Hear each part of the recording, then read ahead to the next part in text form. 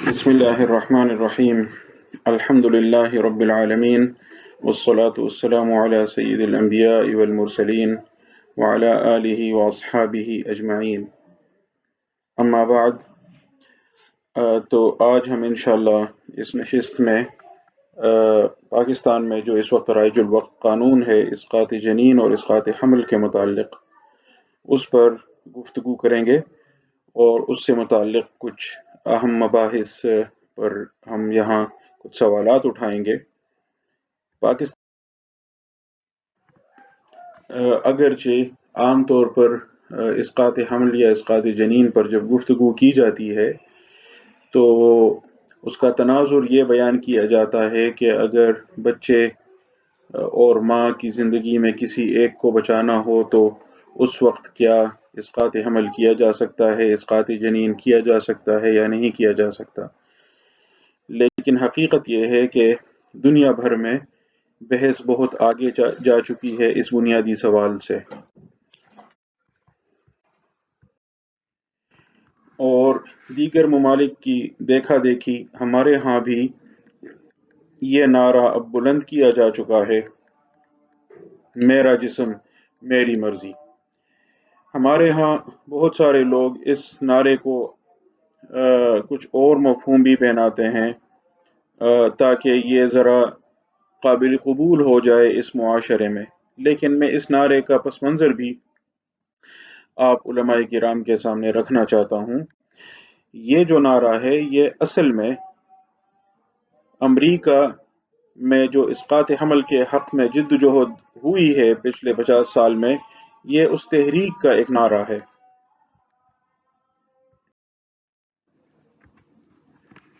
امریکہ میں یہ تحریک اس حد تک زور و شور کے ساتھ چلائی گئی کہ اسقاط حمل کے حق کے لیے، کہ عورت کا حق ہے کہ وہ اپنے جسم کے متعلق فیصلہ کر سکتی ہے، اور جنین اس کے جسم کا حصہ ہے تو اس کا حق ہے کہ وہ جب چاہے حمل گرائے۔ یہ تحریک اس حد تک آگے بڑھی کہ امریکی سپریم کورٹ تک مقدمہ چلا، ایک بڑا مشہور مقدمہ رو ورسز ویڈ کے نام سے، جس میں امریکی سپریم کورٹ کو فیصلہ کرنا پڑا کہ کیا عورت کو اسقاط حمل کا حق ہے یا نہیں۔ اس فیصلے کی تھوڑی وضاحت میں آگے کروں گا۔ دو بڑے گروہ وہاں پائے جاتے ہیں۔ ایک گروہ جو اسقاط حمل کے حق کے لیے آواز بلند کر رہا ہے، اس کا موقف یہ ہے کہ عورت کو اس کے جسم کے متعلق فیصلہ کرنے کا پورا حق ہے۔ اب اس کے مقابلے میں وہ لوگ ہیں جو یہ جنین کی زندگی کے حق کا سوال اٹھاتے ہیں کہ وہ ایک زندہ وجود ہے، اسے کیسے ضائع کیا جائے۔ یوں یہ دو گروہ، دو کیمپ، دو نظریے بن گئے ہیں۔ ایک کو زندگی کا حامی کہا جاتا ہے، پرو لائف، جو جنین کی زندگی کے حق کی بات کرتا ہے۔ دوسرے کو پرو چوائس کہتے ہیں، اختیار کے حامی، کہ عورت اپنی زندگی، اپنے جسم کے بارے میں حق رکھتی ہے، اختیار رکھتی ہے۔ یہاں یہ بات بھی قابل غور ہے کہ اکثر اوقات مسئلہ یہ نہیں ہوتا کہ بچے کی زندگی بچائی جائے یا ماں کی زندگی بچائی جائے، بلکہ ہمارے ہاں بھی، لیکن مغرب میں بالخصوص اسقاط حمل کی جو بحث ہے وہاں بالعموم جو مسئلہ ہوتا ہے، اکثر اوقات جو مسئلہ ہوتا ہے وہ عورت کی زندگی کا نہیں ہوتا، اس کی آسانی کا، اس کی سہولت کا ہوتا ہے۔ ظاہر ہے کہ عورت جب حاملہ ہو جاتی ہے تو پہلی سی زندگی اس کی باقی نہیں بچتی۔ اب 9 مہینے جو مسلسل اس کے جسم کے اندر ایک وجود پل رہا ہے، بڑھ رہا ہے، اس کی نشو و نما ہو رہی ہے، اور وہ اس کا خون چوس رہی ہے، اس کا بدن چوس رہی ہے، وہ جو وجود، وہ جو اس کے اندر، جس ماں کے پیٹ کے اندر یوں کہیں کہ جو جونک نما چیز پائی جاتی ہے، تو اب اس کا کھانا بھی، اس کا اٹھنا بیٹھنا بھی، اس کا چلنا پھرنا بھی پہلی کی طرح تو نہیں ہوگا، اور اس کی شیپ، اس کی فگر، اس کے جسم کے خد و خال سارے اس پر فرق پڑے گا۔ اور پھر جہاں عورت کو شو پیس بنایا گیا ہو، وہ ہو ہی دکھانے کی چیز، اور دکھانے پر ہی آمدنی اس کی ہوتی ہو، فیشن انڈسٹری کے نام پر جو کروڑ ڈالرز کی انڈسٹری چل رہی ہے، یا شو بزنس کے نام سے فلم، ٹی وی، ڈرامہ، اور ان سب سے آگے بڑھ کر جو بے حیائی کی انتہائی آخری قسم ہے، پورن انڈسٹری جس کو کہا جاتا ہے۔ اب اگر کوئی خاتون حاملہ ہو جاتی ہے تو وہ تو ان کاموں کے لائق نہیں رہ پاتی، تو گویا وہ کمائی کے لائق نہیں رہ پاتی، یا اس کی کمائی کم ہو جاتی ہے، تو نہ صرف وہ 9 مہینے جو پیٹ میں بچہ رکھتی ہے، بلکہ بچے کو جنم دینے کے بعد بھی ظاہر ہے اس بچے کے ساتھ اسے رہنا پڑتا ہے، رضاعت اگر وہ نہ بھی کرنا چاہے تب بھی بچے کی پرورش کے الگ مسائل، اور پھر مغرب میں جہاں تنہا عورت زندگی بسر کرتی ہے اور مرد فارغ ہو کے چلا جاتا ہے، سنگل پیرنٹ چلڈرن بہت سارے ہوتے ہیں جہاں صرف ماں ہوتی ہے، باپ کا پتہ ہی نہیں ہوتا، تو ایسے میں بچے کو تو بوجھ ہی سمجھا جاتا ہے۔ ہمیں تو اللہ کا شکر ادا کرنا چاہیے کہ ابھی تک ہمارے معاشروں میں یہ کیفیت الحمدللہ پیدا نہیں ہوئی، اور ابھی تک بچوں کو اللہ کی نعمت سمجھا جاتا ہے، لیکن وہاں تو صورتحال بالکل ہی تبدیل ہو گئی ہے۔ وہاں چونکہ وحی سے ماورا اور وحی کی رہنمائی سے الگ عقلی بنیادوں پر مسائل کا حل ڈھونڈا جا رہا ہے، تو اس وجہ سے چند بہت دلچسپ سوالات نے جنم لیا ہے، اور غور کرنے کی بات یہ ہے کہ ہم چاہیں یا نہ چاہیں یہ سوالات اب خود ہماری طرف بھی متوجہ ہو رہے ہیں، ہمارے ہاں بھی اٹھائے جا رہے ہیں، اگرچہ ہمارے ہاں ان سوالات پر اس طرح بحث نہیں ہو رہی جس طرح ہونی چاہیے، لیکن پھر بھی یہ سلسلہ شروع ہو چکا ہے، اس لیے میں یہ سوالات آپ کے سامنے رکھنا چاہتا ہوں، اور میں کہیں کہیں بیچ بیچ میں اپنے اصولوں کی طرف، اصول فقہ کی طرف، قرآن و سنت کی طرف اشارے کروں گا کہ ان سوالات پر ہم کن زاویوں سے غور کر سکتے ہیں۔ مثال کے طور پر ایک سوال وہاں یہ اٹھایا گیا ہے کہ کیا بچے پیدا کرنا یہ فرد کا حق ہے یا اس کا فریضہ ہے؟ اس سوال کا کیا مطلب ہوا؟ اس کا مطلب یہ ہے کہ کیا مثال کے طور پر اگر میاں بیوی میں کوئی ایک فریق یہ چاہتا ہے کہ اس کے ہاں بچے ہوں اور وہ والدین بنے دونوں، اور دوسرا فریق یہ نہیں چاہتا، تو کیا مثال کے طور پر شوہر یہ کہہ سکتا ہے کہ مجھے بچہ چاہیے، اور عورت کی، بیوی کی ذمہ داری ہے کہ وہ یہ فریضہ پورا کرے؟ اس کے علاوہ بھی اس سوال کے مختلف زاویے ہو سکتے ہیں۔ قانون نے اس معاملے میں کسی نہ کسی حد تک مداخلت شروع کر لی ہے، اور یہ صرف وہاں نہیں بلکہ ہمارے ہاں بھی یہ مداخلت شروع ہو چکی ہے۔ اگر بچے پیدا کرنا آپ سمجھتے ہیں کہ آپ کا حق ہے، تو اس حق پر مغرب میں مثال کے طور پر 3 بڑی تحدیدات پائی جاتی ہیں۔ پہلی تحدید تو یہ ہے کہ شادی کے لیے کم سے کم عمر کی حد رکھی گئی ہے، قانون میں رکھی گئی ہے، اب ہمارے ہاں بھی رکھی گئی ہے، اب نہیں بلکہ 1929 میں وہ قانون منظور ہوا تھا جس کو چائلڈ میرجز ریسٹرینٹ ایکٹ کہتے ہیں، بچوں کی شادی کی پابندی کا قانون، جس میں قرار دیا گیا ہے کہ لڑکی کی عمر کم سے کم 16 سال ہونی چاہیے نکاح کے لیے، شادی کے لیے۔ تو وہاں مغرب میں شادی کے لیے کم سے کم عمر کی حد بھی رکھی گئی ہے، اور اسی طرح جنسی تعلق کے لیے بھی چاہے وہ نکاح کے بغیر ہو، انہیں نکاح سے، شادی سے کوئی فرق نہیں پڑتا، لیکن عمر کی تحدید بہرحال انہوں نے کی ہوئی ہے۔ کچھ لوگ اس ضمن میں یہ سوال بھی اٹھاتے ہیں کہ کم سے کم عمر کی حد تو آپ نے رکھی ہے، کہ زیادہ سے زیادہ عمر کی حد بھی ہونی چاہیے۔ اس سوال پر بحث شروع ہو چکی ہے اور ہمارے ہاں بھی شروع ہو ہی جائے گی۔ اسی طرح مذہب کے اثر سے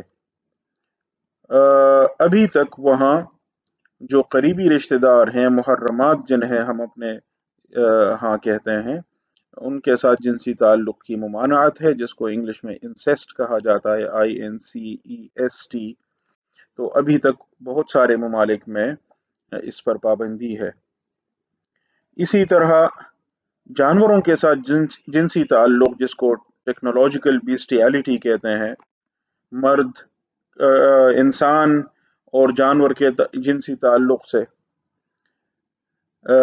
کیا کچھ ہو سکتا ہے، تو ابھی تک قانوناً اس پر پابندی ہے۔ تو کہا جاتا ہے کہ یہ 3 پابندیاں ریاست نے لگائی ہوئی ہیں۔ ان 3 پابندیوں کے اندر رہ کر آپ چاہیں تو باہمی رضامندی سے بچے پیدا کرنے کا فیصلہ کر سکتے ہیں۔ لیکن اگر یہ سوال پیدا ہو کہ ایک فریق چاہتا ہے اور دوسرا نہیں چاہتا، تو پھر کیا ہوگا؟ یہ مسئلہ جب عدالتوں کے سامنے آیا تو وہاں عدالتوں نے جو فیصلے دیے ہیں ان میں یہ بات تسلیم کی گئی ہے کہ عورت پر بچہ پیدا کرنے کا کوئی فریضہ نہیں ہے، یعنی یہ کام باہمی رضامندی سے ہو تو ہو، ورنہ اس پر کوئی قانونی ذمہ داری نہیں کہ وہ لازماً ہی یہ بات مانے۔ اب یہاں تک تو اس پر بحث ہو رہی ہے کہ عورت کا کیا حق ہے، مرد کا کیا حق ہے، ایک چاہتا ہے یا چاہتی ہے کہ بچہ ہو، دوسرا نہیں چاہتا یا نہیں چاہتی، تو پھر کیا ہو؟ لیکن وہ جو وجود ہے، اگر وہ اب ماں کے پیٹ میں ہے جنین، تو کیا اس کا کوئی حق نہیں ہے؟ یہ سوال اس انداز میں اٹھایا جاتا ہے کہ کیا جنین مستقل قانونی شخصیت رکھتا ہے یا وہ ماں کے وجود کا حصہ ہے؟ اگر یہ مان لیا جائے کہ جنین ایک مستقل، الگ، ماں سے منفصل قانونی وجود رکھتا ہے، قانونی شخصیت رکھتا ہے، تو اس کے بہت دور رس نتائج ہیں، جن میں مثال کے طور پر ایک نتیجہ یہ ہے کہ پھر اس کے لیے زندگی کا حق مانا جائے گا، پھر اسقاط حمل کو ناجائز قرار دیا جائے گا۔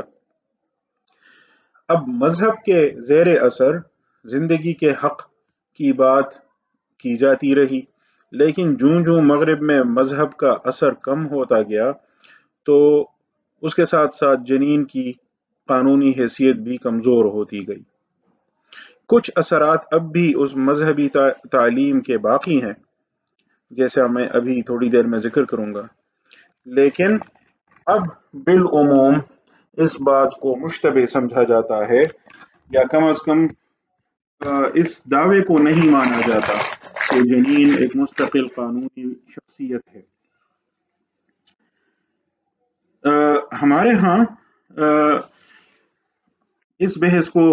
کئی زاویوں سے دیکھا جا سکتا ہے۔ مثال کے طور پر حدیث مبارک میں آیا ہے کہ جب ہم کوئی جانور ذبح کریں اور اس میں پیٹ میں بچہ بھی ہو، جیسے گائے کے پیٹ میں ہے بچڑا، تو کیا اس سے الگ سے اس جنین کو ذبح کیا جانا ضروری ہے، یا ماں کا ذبح کیا جانا اس کے لیے کافی ہے؟ زکوٰۃ الجنین زکوٰۃ امہ جیسے حدیث مبارک کے الفاظ ہیں۔ لیکن اس صورت میں کیا کیا جائے گا؟ مثال کے طور پر جب وہ جنین زندہ ہو اور باقاعدہ ایک پورا بچہ ہو، لیکن بس صرف اتنا ہو کہ ابھی گائے نے اسے جنم نہیں دیا۔ اس سوال پر غور کرنے سے ہمیں تھوڑا ان لوگوں کا زاویہ نظر بھی معلوم ہو سکتا ہے۔ اسی طرح ایک اہم سوال یہ ہے، جس پر آگے ہم تفصیل سے گفتگو کریں گے انشاءاللہ، کہ جنین کا غرہ کسے ادا کیا جاتا ہے؟ جب جنین ضائع کیا جائے اور پھر اس کے بعد جو جانی ہوتا ہے جس نے جنایت کا ارتکاب کیا، اس پر لازم ہے کہ وہ دیت کا 20واں حصہ ادا کرے، پاکستانی قانون کی روح سے بھی یہی اصول طے پایا ہے، تو اسے غرہ کہا جاتا ہے۔ تو وہ غرہ کسے ادا کیا جاتا ہے؟ اب حنفی فقہا بلکہ جمہور فقہا کا موقف یہ ہے کہ یہ جنین کے ورثاء کو پہ ادا کیا جائے گا، جیسے دیت میت کے ورثاء کو ادا کی جاتی ہے۔ لیکن مالکی فقہا کا یہ کہنا ہے، اور اگر آپ ان کے استدلال پر غور کریں تو وہاں یہی بحث نظر آتی ہے۔ مالکی فقہا کا یہ کہنا ہے کہ جنین کا غرہ اس کی ماں کو ادا کیا جائے گا، کیونکہ وہ ماں کے وجود کا حصہ ہے۔ وجود کا حصہ کس مفہوم میں ہے؟ کیا اس مفہوم میں کہ جنین کی الگ سے کوئی قانونی شخصیت ہم نہیں مانتے؟ ایسا نہیں ہے، کیونکہ جب ہمارے ہاں یہ سوال اس انداز میں کیا جائے کہ کیا جنین ذمہ رکھتا ہے؟ ذمہ اصول فقہ کی اصطلاح میں وہ عہد ہے، جیسے امام دبوسی نے واضح کیا ہے یا امام سرخسی نے بتایا ہے اور امام بزدوی نے بھی ذکر کیا ہے، جو اللہ اور انسان کے درمیان پایا جاتا ہے۔ اور جیسے ہمارے اہل علم اس آیت کی طرف بالعموم اشارہ کرتے ہیں، اِنَّا عَرَضْنَا الْأَمَانَةَ عَلَى السَّمَاوَاتِ وَالْأَرْضِ وَالْجِبَالِ فَأَبَيْنَ أَن يَحْمِلْنَهَا وَأَشْفَقْنَ مِنْهَا وَحَمَلَهَا الْإِنسَانُ إِنَّهُ كَانَ ظَلُومًا جَهُولًا۔ تو اس میں تو کوئی شک نہیں کہ جنین کا ذمہ ہے، کیونکہ وہ انسان ہے، اور ذمہ ہونے کی بنا پر اسے اہلیت الوجوب بھی حاصل ہے، کیونکہ اصول فقہ میں ہمارے اصولیین نے تصریح کی ہے کہ اہلیت الوجوب کی منات انسانیت ہے۔ تو جس وجود کو انسان کہا جا سکے اس کی اہلیت الوجوب ہے۔ اسی بنا پر تو ہم جنین کے لیے زندگی کے حق کے قائل ہیں، بلکہ اس کے نسب کے حق کے بھی قائل ہیں، وراثت کے حق کے بھی قائل ہیں۔ باقی تفصیلات آپ اہل علم ہیں، مجھ سے زیادہ بہتر جانتے ہیں۔ تو ہمارے ہاں تو یوں کہیں کہ یہ بات طے شدہ ہے، لیکن اس کے کچھ اور بھی اثرات ہیں، کچھ اور بھی پہلو ہیں جن پر غور کی ضرورت ہے، وہ آگے ہم انشاءاللہ زیر بحث لائیں گے۔ اب مسیحی مذہب کے اثرات کے نتیجے میں انگریزی قانون میں قبل از پیدائش بچے کے لیے جائیداد کا حق تسلیم کیا گیا ہے۔ اچھا، یہ جو ترکیب ہے قبل از پیدائش بچہ یا وہ بچہ جو ابھی پیدا نہیں ہوا، ان بورن چائلڈ کی اصطلاح وہ استعمال کرتے ہیں۔ اس اصطلاح پر آج کل بڑی تنقید بھی کی جا رہی ہے کہ چائلڈ تو وہ ہے جس کو ماں نے جنم دیا، اس کے بعد اسے چائلڈ کہا جانا چاہیے۔ جو ابھی ماں کے پیٹ میں ہے، جنین ہے، ایمبریو ہے، فیٹس ہے، اس کو ان بورن چائلڈ نہ کہیں، کیونکہ ان بورن ہے تو چائلڈ نہیں ہے۔ لیکن یہ مسیحی مذہب کی تعلیم کے اثرات کہیں کہ ابھی تک بہرحال یہ بات تسلیم کی گئی ہے کہ وہ بچہ جو ابھی ماں کے پیٹ میں ہے، ان بورن چائلڈ ہے، اس کے لیے جائیداد کا حق ہے۔ تو گویا وہ جو مذہب اور لبرلزم کی کشمکش کا بھی میں نے ذکر کیا، یہ اس کشمکش کا ایک اور مورچہ ہے، ایک اور محاذ ہے، اور عین ممکن ہے کہ کچھ عرصے میں مذہب مغرب میں اس محاذ پر بھی شکست کھا جائے۔ اس کا ایک مظہر ہمارے سامنے تب آیا جب یورپی کورٹ آف ہیومن رائٹس میں، حقوق انسانی کی عدالت میں یورپ میں ایک اہم مقدمہ آیا۔ ہوا یہ کہ ایک اسپتال میں دو خواتین جن کے نام کا آخری حصہ ایک جیسا تھا، بدقسمتی سے ایک ہی دن اسپتال پہنچی علاج کے لیے۔ ان میں ایک خاتون حاملہ تھیں، وہ اسقاط حمل کے لیے نہیں آئی تھیں، علاج کی غرض سے آئی تھیں، چیک اپ کے لیے آئی تھیں، اور دوسری خاتون نے مانع حمل تدبیر استعمال کی تھی۔ اب وہ اسپتال اس لیے آئی تھی کہ وہ چیز اس کے بدن سے نکال لی جائے تاکہ پھر وہ آئندہ حمل کے لیے تیار ہو سکے۔ ڈاکٹروں کی غلطی کہیں یا غفلت کہیں کہ انہوں نے اس حاملہ خاتون پر وہ طریقہ آزمایا جو اس دوسری خاتون پر آزمانا تھا، اس کے نتیجے میں اس بیچاری کا حمل ضائع ہوا۔ اس نے ان کے خلاف مقدمہ کیا یورپی عدالت میں، حقوق انسانی کی عدالت میں، اور کہا کہ جو حقوق انسانی کا یورپی معاہدہ ہے، European Convention on Human Rights, اس میں تصریح کی گئی ہے کہ ہر کسی کو زندگی کا حق حاصل ہے۔ تو ہر کسی میں میرا وہ فیٹس بھی، میرا وہ جنین بھی شامل تھا، اس کی زندگی کا حق تھا، وہ ضائع کیا گیا ہے۔ لیکن یورپی عدالت نے کہا کہ یہ اتنا پیچیدہ معاملہ ہے کہ اس میں ہم فیصلہ کرنے کی پوزیشن میں نہیں ہیں، کیونکہ یورپ میں بعض ممالک میں اسقاط حمل پر پابندی ہے یا اس پر تحدیدات موجود ہیں، بعض میں نہیں ہے، اسقاط حمل کا حق تسلیم کیا گیا ہے۔ تو ایسی صورت میں چونکہ یورپ میں ایک عمومی رائے نہیں پائی جاتی، تو اس معاملے میں ہم فیصلہ کرنے سے گریز کریں گے کہ کیا جنین کی زندگی کا حق ضائع کیا گیا یا نہیں، کیا اس کا زندگی کا حق تھا یا نہیں تھا۔ انہوں نے فیصلے سے گریز کیا، لیکن یاد رکھیے کہ فیصلے سے گریز بھی فیصلہ ہوتا ہے، کیونکہ فیصلہ یا ایک فریق کے حق میں جاتا ہے یا دوسرے کے حق میں۔ یہاں ظاہر اس خاتون کے حق میں نہیں ہوا، تو اس وجہ سے یہ کہنا کہ ہم فیصلہ نہیں کر سکتے، یہ بذات خود ایک فیصلہ ہوتا ہے۔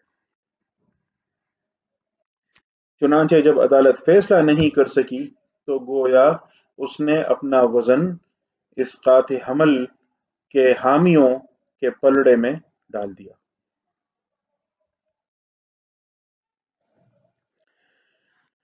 ایک زاویہ اس سوال پر غور کرنے کا یہ ہے کہ ہم یہ متعین کریں کہ قانون کا بنیادی مفروضہ کیا ہے۔ کیا یہ کہ اسقاط حمل جائز ہے جب تک اس کے خلاف دلیل نہ ہو؟ اگر ہم نے یہ مان لیا تو پھر جو اسقاط حمل کے خلاف ہے میاں بیوی میں مثال کے طور پر، تو باری ثبوت اس پر ہوگا۔ لیکن اگر اس کے برعکس مفروضہ یہ ہو، جیسے مجھے یقین ہے کہ آپ سب کو اتفاق ہوگا اسلامی قانون کی روح سے مفروضہ یہی ہے، اصل یہی ہے کہ اسقاط حمل ناجائز ہے، اس کے جواز کے لیے کوئی دلیل، کوئی سبب، کوئی کمپیلنگ ریزن ہونا چاہیے۔ مغرب میں اس معاملے میں کیا پوزیشن ہے؟ اگر ہم برطانیہ کے قانونی نظام کا جائزہ لیں تو اہم بات یہ ہے کہ وہاں بطور اصول مانا گیا ہے کہ اسقاط حمل ناجائز ہے جب تک اسقاط کے لیے کوئی مؤثر سبب نہ ہو، جواز کا کوئی بنیادی کوئی عذر موجود نہ ہو۔ تو جب بھی کوئی خاتون مثال کے طور پر اسپتال جاتی ہے اور وہ اسقاط حمل کرانا چاہتی ہے، تو کوئی وجہ بتانی ہوگی کہ وہ کیوں نہیں چاہتی کہ حمل جاری رہے۔ کیا کوئی طبی وجہ ہے یا کوئی اور وجہ ہے؟ اب اصولاً تو یہ ہونا چاہیے، لیکن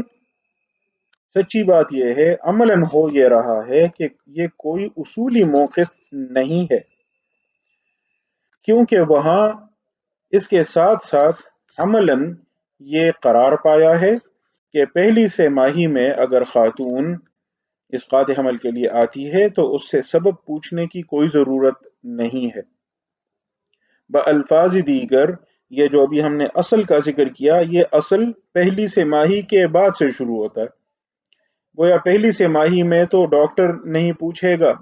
کہ وجہ کیا ہے، آپ حمل کیوں ضائع کرنا چاہتی ہیں، آپ کا حمل ٹھیک ہے اور امکان ہے کہ بچہ صحت مند ہوگا وغیرہ وغیرہ۔ ایسی کسی بحث میں ڈاکٹر کو جانے کی ضرورت نہیں ہے۔ پہلی سہ ماہی ہے تو عورت سے نہیں پوچھا جائے گا کہ وہ کیوں اسقاط حمل چاہتی ہے۔ تو پھر آپ کا یہ کہنے کا کیا مطلب ہوا کہ اصلاً ناجائز اور اسقاط کے لیے سبب چاہیے ہے؟ یہ اصلاً ناجائز یہ وہ مسیحی مذہب کی تعلیم کی یوں کہیں کہ باقیات ہیں، ورنہ عملاً پوزیشن اب یہ ہے کہ پہلی سہ ماہی میں تو پوچھا ہی نہیں جاتا اور کوئی قانونی کارروائی نہیں کی جاتی۔ اب جب ہم امریکہ کا رخ کرتے ہیں، اور اب اس فیصلے پر بحث کا وقت آ گیا ہے جس کی طرف میں نے ابتدا میں اشارہ کیا تھا، رو ورسز ویڈ۔ امریکہ میں اس معاملے کو دیکھا جاتا ہے ماں اور بچے کے حق کے درمیان مسابقت کے نقطہ نظر سے، کہ ایک جانب جنین کا حق ہے، دوسری جانب ماں کا حق ہے، اور اس میں یہ دیکھا جائے گا کہ کس کا حق غالب ہے۔ اس طرح امریکی سپریم کورٹ نے اس مقدمے میں رو ورسز ویڈ میں پرو لائف اور پرو چوائس، زندگی کے حامیوں اور اختیار کے حامیوں کے درمیان ایک قسم کا سمجھوتا طے کرنے کی کوشش کی۔ چنانچہ عدالت نے یہ طے کیا، بلکہ عدالت میں ججز کی اکثریت نے یہ طے کیا، کیونکہ اس میں اختلافی رائے بھی موجود تھی۔ بہرحال اکثریت کی رائے سے یہ طے ہوا کہ پہلی سہ ماہی میں ماں کا حق ہے، جنین کا کوئی حق نہیں ہے۔ تو اگر پہلی سہ ماہی ہے تو عورت کا جسم، عورت کی مرضی۔ پہلی سہ ماہی میں وہ جان چھڑانا چاہتی ہے تو چھڑا سکتی ہے، نہ عدالت اس سے پوچھے گی، نہ ڈاکٹر اس سے پوچھنے کا یا اعتراض کرنے کا اسے کوئی حق ہے۔ البتہ پہلی سہ ماہی گزر گئی ہو، خاتون نے اپنا یہ حق استعمال نہیں کیا، اب جنین اس حد تک اس کی گروتھ ہو چکی ہے کہ اب ڈاکٹر یہ بتا سکتا ہے کہ فیٹل وائبلٹی کتنی ہے، یعنی جنین ایک صحت مند انسان کے طور پر، جسمانی اور ذہنی دونوں لحاظ سے صحت مند انسان کے طور پر اس کے پیدا ہونے کے امکانات کتنے ہیں۔ تو اس بات کی اب اہمیت بڑھ گئی، اور اس معاملے میں یوں کہیں کہ اس کے بعد ریاست ریفری کا کردار ادا کرے گی۔ عدالت یہ فیصلہ کرنے کی مجاز ہوگی کہ اب خاتون کو اسقاط حمل کی اجازت دی جائے یا نہ دی جائے۔ ظاہر ہے یہ اس صورت میں ہوگا اگر کسی نے اعتراض کیا، ورنہ اگر خاتون گئی ہے کلینک میں اور ڈاکٹر کو بھی اعتراض نہیں ہے، یا خاتون کا شوہر اعتراض نہیں کر رہا، یا شوہر سرے سے ہے ہی نہیں، اعتراض کرنے والا ہے ہی نہیں، تو بات تو ختم ہو گئی۔ لیکن اگر ڈاکٹر نے اعتراض کیا کہ 3 مہینے سے زیادہ کا وقت گزر چکا ہے اور جنین صحت مند ہے اور میں تو ایبورشن کے لیے تیار نہیں ہوں، اور خاتون اگر اس ڈاکٹر کے خلاف عدالت میں گئی ہے یا کسی طرح معاملہ عدالت میں پہنچ گیا، تو اب عدالت اس معاملے میں ریفری کا کردار ادا کرے۔ اب یہاں ایک لمحے کے لیے ٹھہر کر ذرا دیکھ لیجئے کہ ہماری بحث میں اور ان کی بحث میں فرق کیا ہے۔ ہمارے ہاں تو اس زاویے سے بات کی جاتی ہے نا کہ جنین زندہ ہے اور اس میں روح کب پھونکی جاتی ہے، جیسے عام طور پر فتاوی میں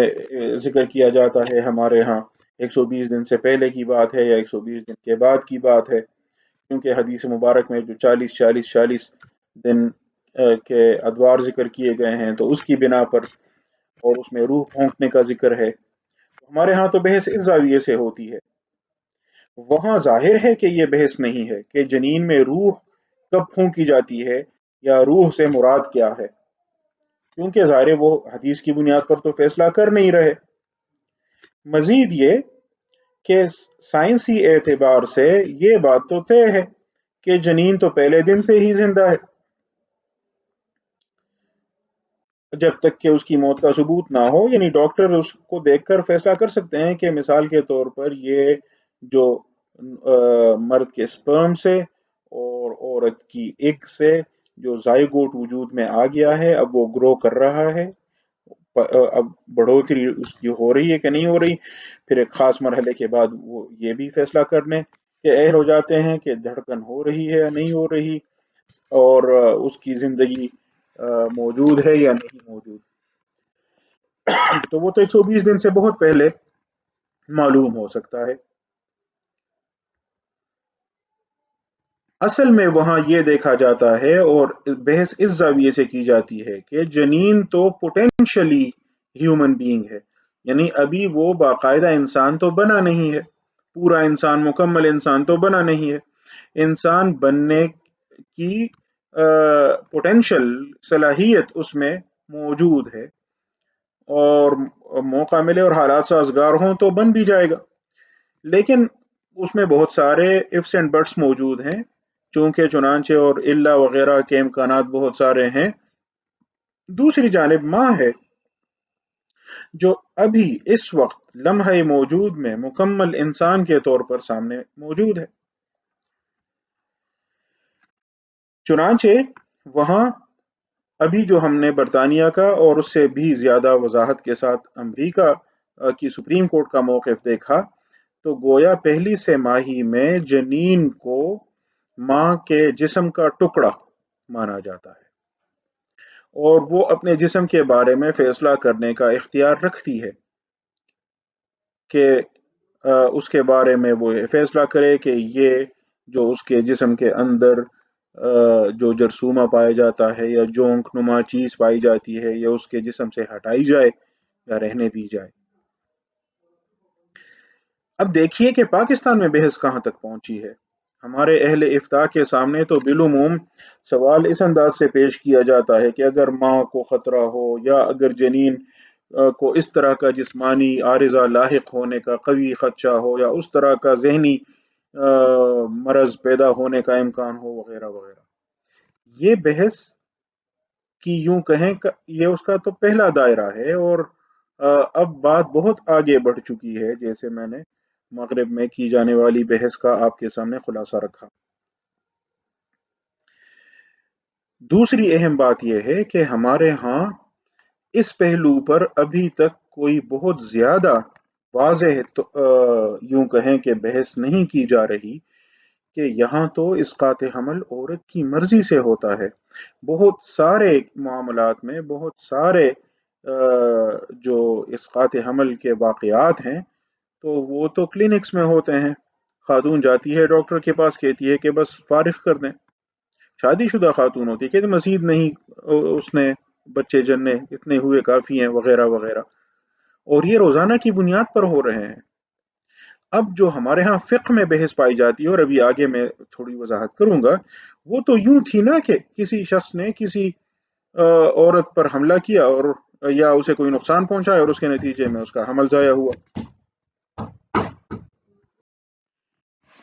تو وہ جو حملے کے نتیجے میں کسی دوسرے شخص کے حملے کے نتیجے میں کسی عورت کو نقصان پہنچے وہ ایک الگ معاملہ ہے۔ لیکن جب یہاں عورت خود جا کر ڈاکٹر سے کہتی ہے کہ میرا حمل گرائیں، یا میاں بیوی دونوں جا کر کہتے ہیں اور پھر ڈاکٹر ان کی مرضی سے حمل ضائع کرتا ہے یا کرتی ہے، تو یہ معاملہ تو اس سے مختلف ہے۔ ہاں کسی حد تک آپ کہہ سکتے ہیں کہ وہ جو فقہ میں بحث اجہاز کی پائی جاتی ہے، خاتون اپنا حمل گرانے کی کوشش کرے، وہ اس معاملے میں اہم ہے۔ آج کل ایک اور بھی مسئلہ بہت سنگین نوعیت اختیار کر گیا ہے کہ چونکہ الٹرا ساؤنڈ کے ذریعے یا دیگر ذرائع سے بھی ایک خاص مدت کے بعد حمل میں معلوم ہو سکتا ہے کہ بچے کی جنس کون سی ہے، لڑکا ہے یا لڑکی ہے، تو اگر لڑکی ہے تو ضائع کر دیا جاتا ہے حمل، اور یہ عام طور پر ظاہر ہے سسرال کی خواہش پہ ہوتا ہے۔ عورت عام طور پہ راضی نہیں ہوتی، اور ہوتی بھی ہے بیچاری تو وہ مجبوراً راضی ہوئی ہوتی ہے۔ اور بہت سارے لوگ یہ سوال اب اٹھانے لگے ہیں کہ اگر کسی خاتون کا ریپ ہو جائے، اس کی آبرو ریزی کی جائے، اس کے نتیجے میں حمل واقع ہو، تو کیا وہ اس مجرم کا جس نے اس کے ساتھ اتنی بڑی زیادتی کی، اس کے بچے کو اپنے پیٹ میں رکھے اور پھر جنم دے؟ اور یہ بالخصوص بوسنیا میں مثال کے طور پر، جہاں جنگ کے نتیجے میں بوسنیا کے دشمنوں نے، سربیا وغیرہ نے اس کو باقاعدہ ایک ہتھیار کے طور پر استعمال کیا، ریپ کو، کہ بہت ساری مسلمان خواتین کو انہوں نے ریپ کیا۔ اب دشمن نے خواتین کو ریپ کیا اور اب خواتین ان کے نطفے کو پیٹ میں رکھیں اور وہ ان کے پیٹ میں پلتا رہے۔ اس پہلو سے بھی بحث کی جاتی ہے اور اس پر غور کی ضرورت ہے کہ اس کے بارے میں ہمارا اصولی موقف کیا ہونا چاہیے۔ اب ذرا میں آپ کے سامنے پاکستانی قانون کا نقشہ پیش کروں، پھر اس پر اپنے کچھ سوالات کروں گا اور اس پر اس گفتگو کا اختتام کروں گا۔ پاکستانی قانون اس ضمن میں قصاص و دیت کے قانون کا حصہ ہے، اور جیسے میں نے آپ کے سامنے واضح کیا تھا، قصاص و دیت کا قانون مجموعہ تعزیرات پاکستان میں شامل ہے 16ویں باب میں۔ تو اس 16ویں باب میں 4 دفعات ایسی ہیں جو اس موضوع سے متعلق ہیں۔ دفعہ 338 اور 338 اے، ان کا تعلق اسقاط حمل سے ہے، اور دفعہ 338 بی اور 338 سی، ان کا تعلق اسقاط جنین سے ہے۔ اسقاط حمل اور اسقاط جنین میں پاکستانی قانون فرق کرتا ہے۔ وہ فرق یوں کرتا ہے کہ اگر یہ صورت ہو کہ ابھی بچے کے اعضاء بنے نہ ہوں، تو اس صورت میں اس کو اسقاط حمل کہا جاتا ہے۔ مس کیریج کا انگریزی لفظ وہاں استعمال کیا گیا ہے، اور یہ جو عربی اور اردو کی ترکیب ہے اسقاط حمل، یہ بھی استعمال کی گئی ہے۔ تو جب ابھی بچے کے اعضاء نہ بنے ہوں، اس صورت میں اگر یہ حمل ضائع کیا جائے عورت کی مرضی سے، تو 3 سال تک کی قید ہوگی ضائع کرنے والے پر، اور اگر عورت کی مرضی کے بغیر ضائع کیا جائے تو پھر 10 سال تک کی قید کی سزا ہو سکتی ہے۔ اور اگر اس کے نتیجے میں عورت کو کوئی زخم ہو جائے، لگ جائے، یا وہ مر جائے، تو پھر زخم یا قتل کے احکام کا بھی اطلاق ہوگا۔ کیا اس سلسلے میں کوئی قانونی عذر ہے؟ جی ہاں، یہاں ذکر کیا گیا ہے کہ اگر عورت کی زندگی بچانے کی کوشش کی جا رہی ہو یا اس کے علاج کی کوشش کی جا رہی ہو، اور اس میں بچہ ضائع ہو جائے، یہ حمل ضائع ہو جائے، تو پھر اس پر سزا نہیں ہوگی۔ عورت کی زندگی بچانے کی کوشش یا اس کے علاج کی کوشش، یہ جو دوسری شق ہے، یہ بہت مبہم ہے، اور اس کا غلط استعمال بالکل ممکن ہے۔ آگے یہ بھی ذکر کیا گیا ہے کہ اگر عورت خود اسقاط کرے، گویا یہاں اجہاز کا لفظ تو نہیں یوز ہوا، نہیں استعمال ہوا، لیکن مراد وہی ہے۔ تو اگر عورت خود یہ کام کرے تو یہی سزا پھر اسے بھی دی جائے گی۔ کون سی سزا؟ اب ظاہر ہے جب عورت خود کر رہی ہے اور اپنی مرضی سے کر رہی ہے تو 3 سال تک کی قید کی سزا اسے دی جائے گی۔ لیکن اگر وہ زخمی ہو جائے تو ظاہر ہے وہ اپنے آپ کو تو عرش ادا نہیں کرے گی، اور اگر مر جائے تو بس پھر تو کہانی ہی ختم دنیاوی لحاظ سے۔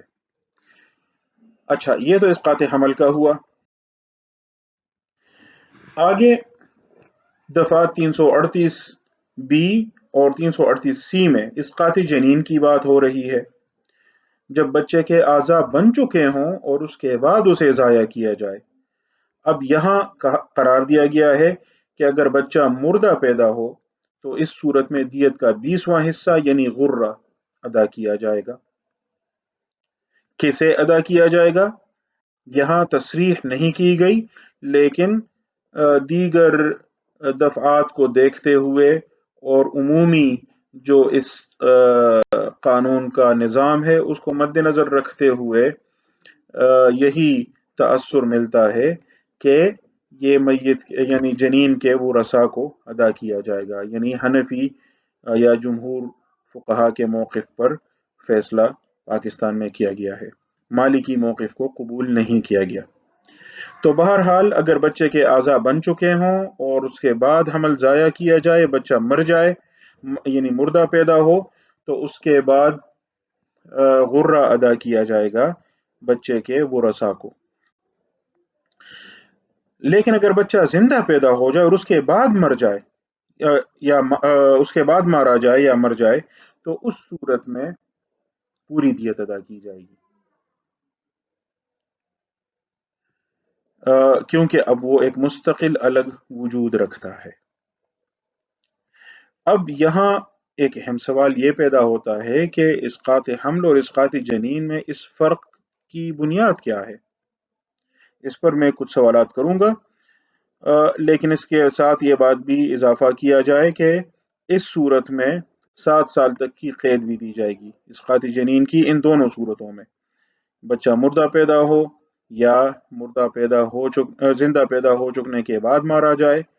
تو 7 سال تک کی قید بھی ہوگی۔ لیکن یہاں بھی وہی قانونی عذر دوبارہ ذکر کیا گیا ہے، عورت کی زندگی بچانے کی کوشش یا اس کے علاج کی کوشش، اور وہی بات پھر کہی گئی ہے کہ عورت اگر خود کرے یہ جرم تو اس پر بھی اس کا اطلاق ہوگا۔ اب سوال یہ ہے کہ یہاں جب غرہ ادا کیا جاتا ہے یا دیت ادا کی جاتی ہے تو وہ میت کے یعنی جنین کے وہ رسا کو ادا کی جاتی ہے، تو وہ رسا میں تو ماں بھی شامل ہے۔ اگر یہ ماں کی مرضی سے ہو تو پھر کیا اسے ادا کیا جائے گا؟ ماں اجہاز نہیں کر رہی، ماں ڈاکٹر سے کہہ رہی ہے کہ بچہ ضائع کر دیں، کیا اس صورت میں اسے دیت ادا کی جائے گی یا غرہ ادا کیا جائے گا؟ قانون میں اس بارے میں بظاہر کوئی شق موجود نہیں ہے، اس کے متعلق ظاہر اسلامی قانون کے اصولوں کی روشنی میں فیصلہ کیا جائے گا، کیونکہ آگے دفعہ 338 میں تصریح کی گئی ہے کہ اس باب کی جو دفعات ہیں اور ان سے متعلق جو امور ہیں ان کی تعبیر و تشریح میں قرآن و سنت میں مذکور اسلامی احکام کی طرف دیکھا جائے گا۔ یہ تصریح جیسے پچھلے ایک لیکچر میں نے تفصیل سے بتایا تھا 1991 کے قانون میں بھی موجود ہے عمومی طور پر، لیکن یہاں خصوصی طور پر اس باب کے حوالے سے تصریح کی گئی ہے دفعہ 338 میں کہ اس باب میں مذکور مسائل یا ان سے متعلق مسائل کی تعبیر و تشریح میں قرآن و سنت میں مذکور اسلامی احکام کی طرف دیکھا جائے گا، ان سے رہنمائی حاصل کی جائے گی۔ تو اب آخر میں آپ کے سامنے کچھ سوالات رکھوں گا، لیکن ان سوالات پر بحث کے لیے ضروری ہے کہ میں صرف یاد دہانی کے لیے اس نقطے کی طرف اشارہ کروں۔ آپ اہل علم ہیں، اہل افتاء ہیں، مجھ سے بہتر جانتے ہیں یہ معاملہ، لیکن میں صرف یاد دہانی کر رہا ہوں کہ فقہائے کرام جب اسقاط پر بحث کرتے ہیں تو وہ کیسے کرتے ہیں۔ امام کاسانی رحمہ اللہ نے جب جنایات کی بحث کی ہے تو وہ بہت خوبصورت طریقے سے واضح کرتے ہیں کہ جنایات کی دو بڑی قسمیں ہیں، یا تو بہائم و جمادات کے خلاف جنایت ہوگی یا انسان کے خلاف ہوگی۔ جو پہلی صورت ہے بہائم و جمادات کے خلاف جنایات، تو اس کی بھی دو قسمیں ہیں ذیلی، ایک اتلاف کی، ایک غصب کی۔ لیکن ہم اس دوسری بڑی قسم کی طرف آتے ہیں انسان کے خلاف جنایات، تو وہ فرماتے ہیں کہ اس کی تین قسمیں ہیں۔ جنایہ علی النفس مطلقاً، جیسے قتل ہے، جنایہ علی ما دون النفس مطلقاً، جیسے زخم ہے،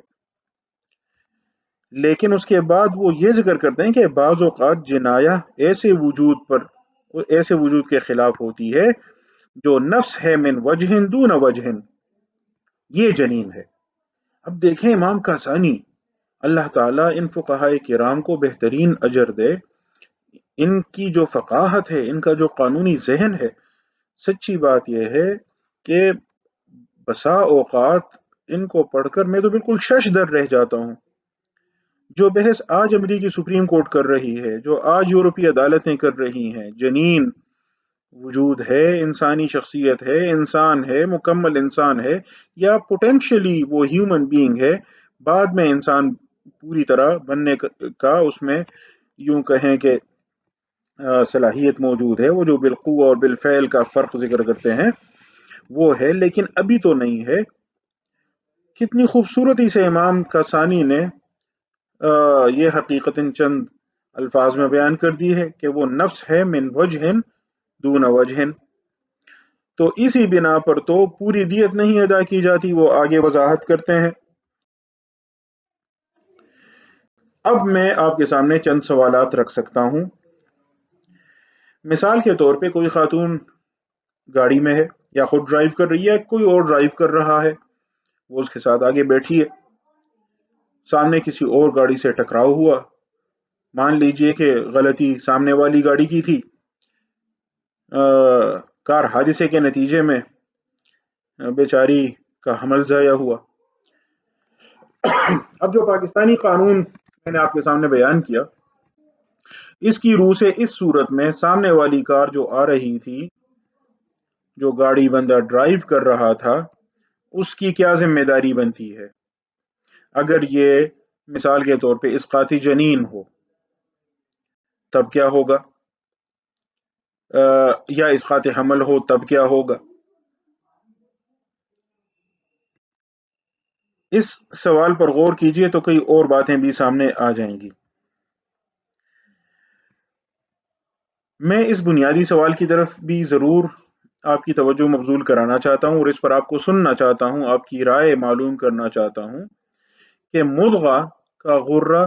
کیوں نہیں ہوتا؟ وہ جو حدیث مبارک میں آیا ہے کہ ایسے گوشت کے لوتھڑے کی ہم کیا اس پر ادائیگی کریں کہ نہ اس کی کسی نے آواز سنی وغیرہ وغیرہ، وہ جس نے کاہنوں کے ایسے الفاظ بیان کیے تھے اس بندے نے۔ تو اگرچہ روایت میں بظاہر جنین کا لفظ ہے، لیکن جنین سے یہ کیسے معلوم ہوا کہ وہ 120 دن کے بعد والا جنین تھا؟ اور ویسے ایک بنیادی سوال تو یہ ہے کہ اگر ہم نے یہ مانا ہوا ہے کہ منات جو اہلیت الوجوب کی ہے وہ انسانیت ہے، اور بطور انسان جنین کا ذمہ بھی موجود ہے، اہلیت الوجوب بھی موجود ہے، تو کیا وہ 120 دن کے بعد موجود ہوتا ہے یا اس سے پہلے بھی موجود ہوتا ہے ذمہ؟ اور اسی طرح اہلیت الوجوب، کیا وہ جو حدیث مبارک میں روح کا ذکر ہے، کیا اس سے مراد زندگی ہے؟ روح کا لفظ قرآن کریم میں کئی مفاہیم میں آیا ہے، امام رازی رحمہ اللہ نے، دیگر مفسرین نے بھی ذکر کیا ہے، وَكَذَلِكَ أَوْحَيْنَا إِلَيْكَ رُوحًا مِّنْ أَمْرِنَا۔ اسی طرح دیگر آیات میں۔ تو کیا یہاں حدیث مبارک میں جو روح کا لفظ آیا ہے اس سے مراد زندگی ہے؟ کیا 120 دن سے پہلے اس میں زندگی نہیں ہوتی؟ یہ بڑی حیران کن بات ہوگی آج کے ذہن کو مطمئن کرنے کے لیے، شاید کافی نہ ہو، اس پر غور کی ضرورت ہے۔ اعضاء بنے ہیں یا نہیں بنے، یہ تقسیم کہاں سے اخذ کی گئی ہے جو پاکستانی قانون میں موجود ہے کہ اعضاء نہیں بنے تو یہ اسقاط حمل ہے، اس صورت میں صرف قید کی سزا ہے، اور اگر اعضاء بنے ہیں تو اس صورت میں قید کی سزا بھی ہے تعزیری، لیکن اس کے علاوہ غرہ بھی ہے، دیت بھی ہو سکتی ہے اگر زندہ پیدا ہو جائے بعد میں مرے۔ یہ تقسیم کہاں سے اخذ کی گئی ہے، اس کی بنیاد کیا ہے؟ پھر یہ کہ فقہائے کرام کے سامنے جو جزیہ تھا، جو صورت واقعہ کہیں، وہ تو یہ تھی کہ ماں پر حملہ ہو اور نتیجتاً بچہ ضائع ہو جائے۔ یہاں تو بچے کو گرانا مقصود بالذات ہے، ماں پر حملہ مقصود نہیں ہے، تو کیا یہ بالکل ہی مختلف نوعیت کا معاملہ نہیں ہوا؟ اور بالخصوص جب وہاں امام سرخسی رحمہ اللہ ذکر کرتے ہیں یا امام کاسانی رحمہ اللہ ذکر کرتے ہیں یا دیگر فقہاء کرام رحمہم اللہ بھی ذکر کرتے ہیں کہ ہمیں تو معلوم نہیں کہ جنین زندہ ہے یا نہیں زندہ، خواہ ماں کا پیٹ ہمیں پھولا ہوا نظر آئے مثال کے طور پر، لیکن پھر بھی کیا معلوم کہ اس مخصوص موقع پر وہ زندہ ہے یا نہیں زندہ؟ تو یہ بات تو مناسب تھی، لیکن اب تو اگر ہمیں سائنٹیفکلی معلوم ہو کہ وہ واقعی زندہ ہے اور اس کے بعد اسے گرانے کا باقاعدہ قصداً ارادے کے ساتھ فیصلہ کیا جائے، تو کیا یہ بالکل ہی مختلف صورت معاملہ نہیں ہو جائے گی؟